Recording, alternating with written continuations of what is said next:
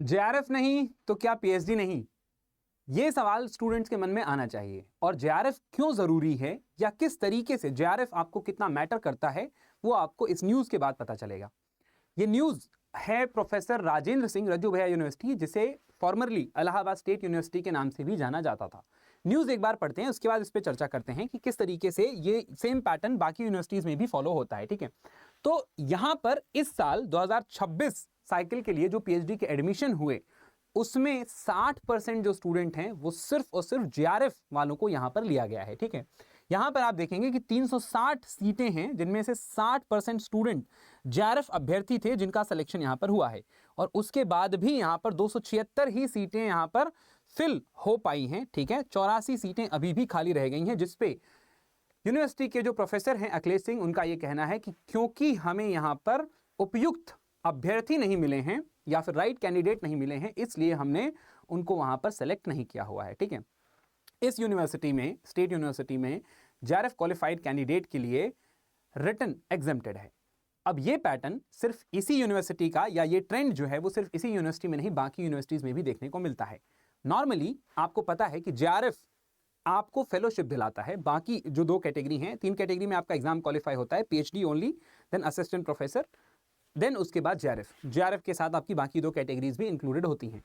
JRF का Perk and benefit ये होता है कि वो आपको अलग से फेलोशिप दिलाता है, करीब जो है वो 45,000 के आसपास, जो पैसा आप अपने रिसर्च में इस्तेमाल करते हैं।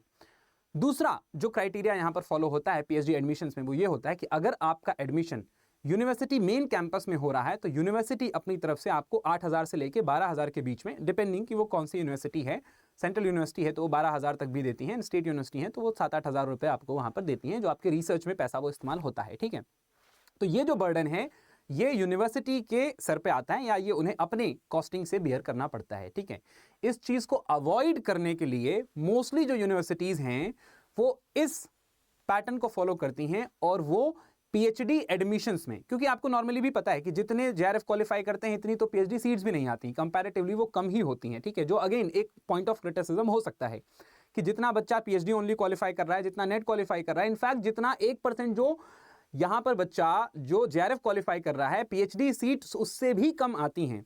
तो आप कभी भी देखेंगे कि अगर 20 सीट हैं तो उसमें आवेदन करने वाले जो लोग होंगे वो जेआरएफ वाले भी उस 20 से ज्यादा होंगे। तो आपके जो कंटेंडर हैं वो सिर्फ जेआरएफ कैटेगरी वाले भी उस रिक्वायर्ड सीट या जो वैकेंसी है उससे कहीं ना कहीं ज्यादा ही मिलेंगे।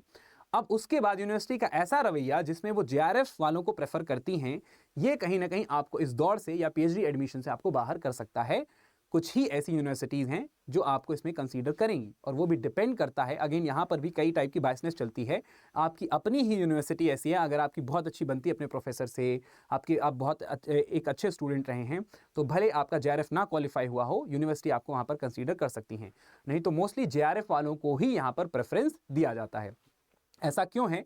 तो अगेन वो जो 8,000 से 12,000 का जो पैसा या जो रिसर्च की फेलोशिप यूनिवर्सिटी अपनी तरफ से देती है नॉन जेआरएफ कैंडिडेट को, उस बर्डन से कहीं ना कहीं बचने के लिए मोस्टली यूनिवर्सिटीज इस ट्रेंड को फॉलो करती हैं। उन्हें लगता है कि हम जेआरएफ वाले कैंडिडेट को अगर यहां पर हायर करेंगे तो उसकी तो फेलोशिप मिनिस्ट्री ऑफ एजुकेशन की तरफ से आएगी, हमें एक्स्ट्रा उसको नहीं देना पड़ेगा। ठीक है, पूरे के पूरे जेआरएफ वालों को भर लेंगे तो फिर अगेन क्रिटिसिज्म भी होगा। तो यहां पर वो थोड़े से non JRF and PhD only candidate को भी वो ले लेती हैं, बट उसमें भी वो इस चीज को इंश्योर करती हैं कि वो अपने ही स्टूडेंट हो। इस तरीके का थोड़ा सा बायसनेस आपको देखने को मिलता है।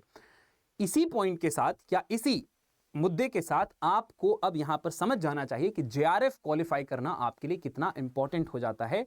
लड़ाई सिर्फ नेट और पीएचडी ओनली की नहीं है।